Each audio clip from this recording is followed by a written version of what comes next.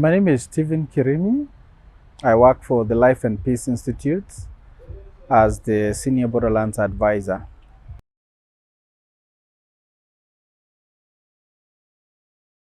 Thank you very much for that question.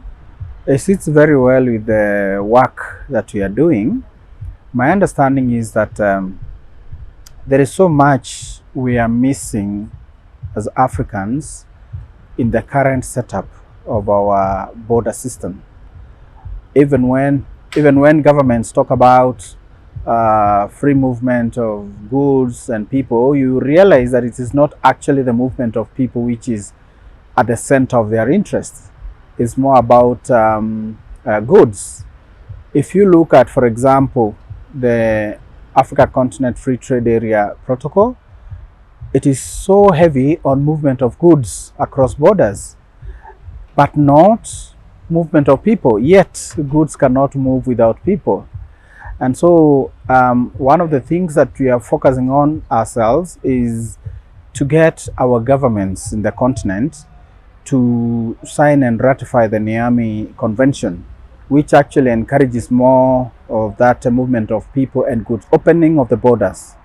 And that sits squarely with now the free movement of people protocol of the African continent. And so this is a very good campaign that we are engaged in, all of us. And we think and we believe that the more voices, the better, that our government should be able to listen and actually sign those protocols that encourage the movement of people as well as goods, because that will encourage interaction across the countries, across the continent. It will actually bring more prosperity. And with prosperity, you can be sure even peace will be greater, it will be built. As it is right now, we have more disputes than peace just because of those restrictions.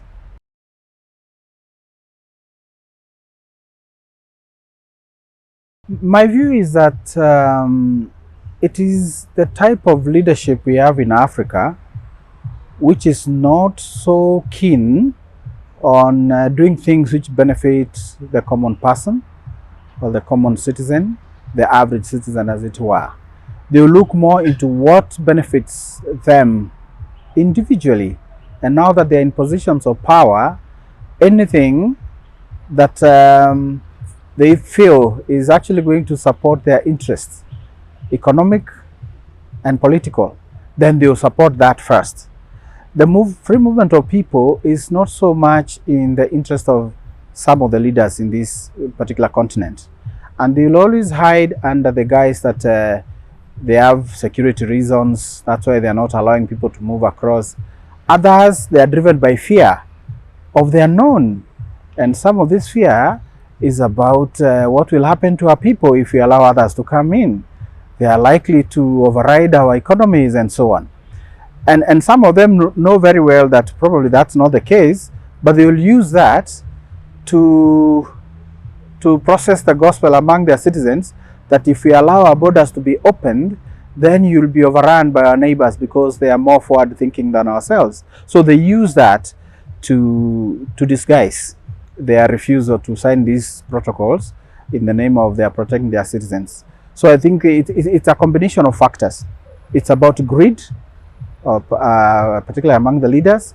It's also about some kind of naivety among others, because there are those who are like completely not aware of the benefits that this kind of thing is going to bring to their people.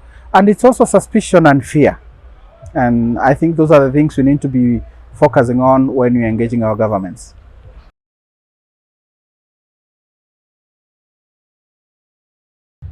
The people who live along the border areas, or what we call the borderlands, they actually know no borders themselves because they live there. You find some homesteads are cut right in the middle by the borderline, and therefore it is a very disheartening thing to know that the restrictions to move across borders also impacts on those people. They have lived there over very many years. They do business across borders.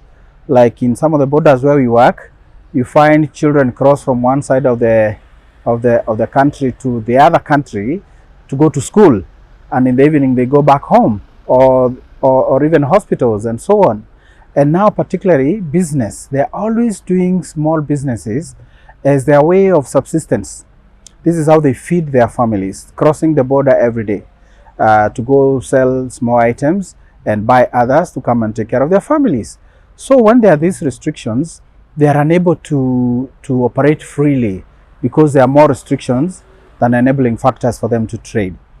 And from some study we did, we actually discovered most of the people who are affected by these restrictions are women, because more than 85% in the Horn of Africa of those who are engaged in informal trade are actually women.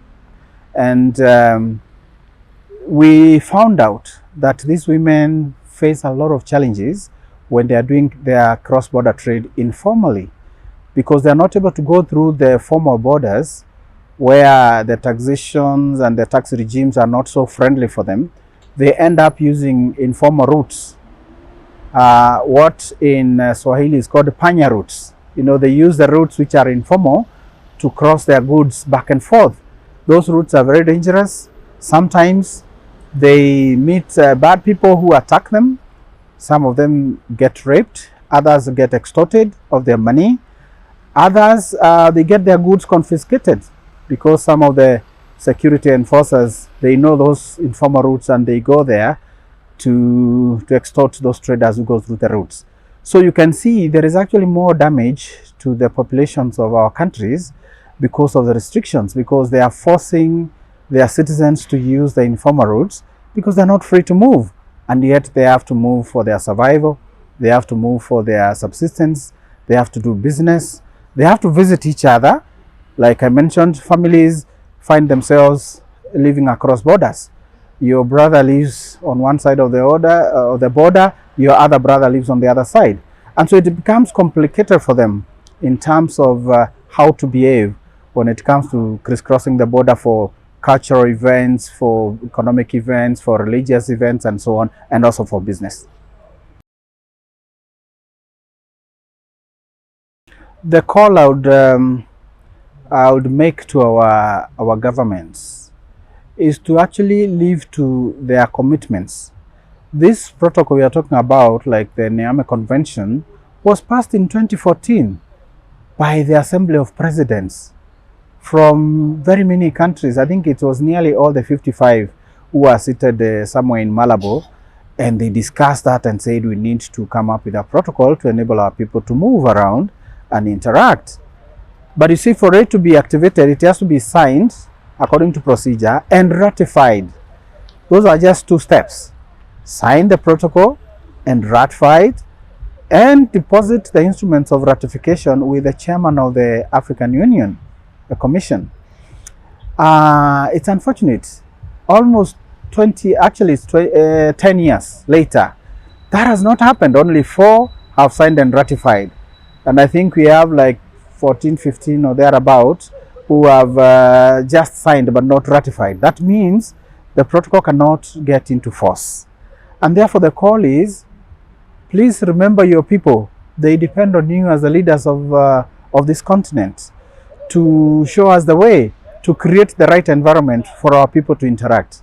Remember, long before the colonialists came to Africa, Africa was borderless and people used to move around. They used to go fend for their families. They would do business across the continent, and the life was going on very well. But now, with the coming of the borders as they were drawn by the colonialists, things have changed. So the call is, please sign this protocol, because that is the first step to start decolonizing our minds and our business and our interactions as Africans.